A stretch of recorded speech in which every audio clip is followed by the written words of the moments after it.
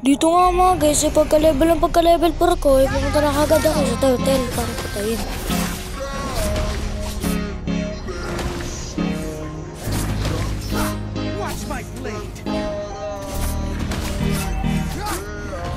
Dito gawin ko sana ang higantong pagong, kaso nabigo ako itong kunin.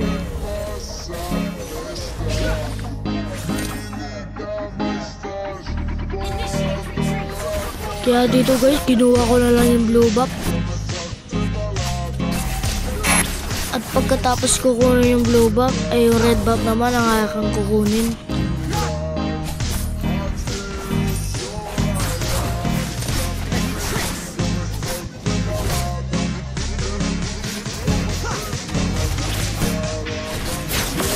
At dito nga ay nakuha ko na yung red buff.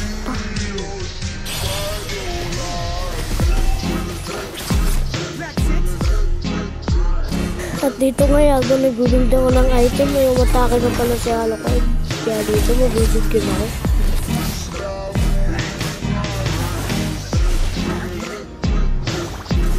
Fast forward na nga, pagkabuhay ko ay kinuha ko agad ng red buff.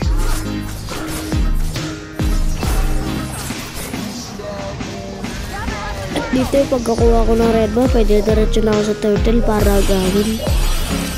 Eh ako pa naman si Lancer, kaya maaga ko dito yung turtle na rin, tungkots ako.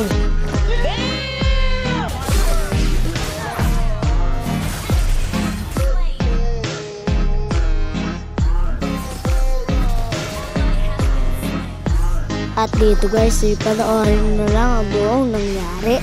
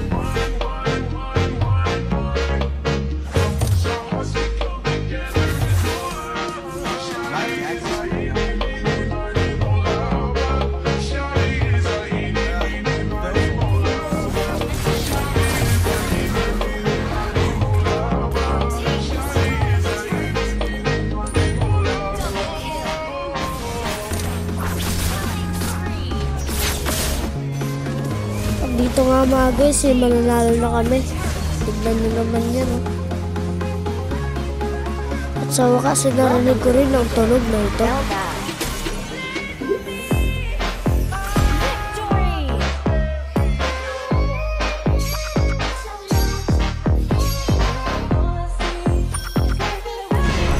Kaso nga lang guys, ba't ganito?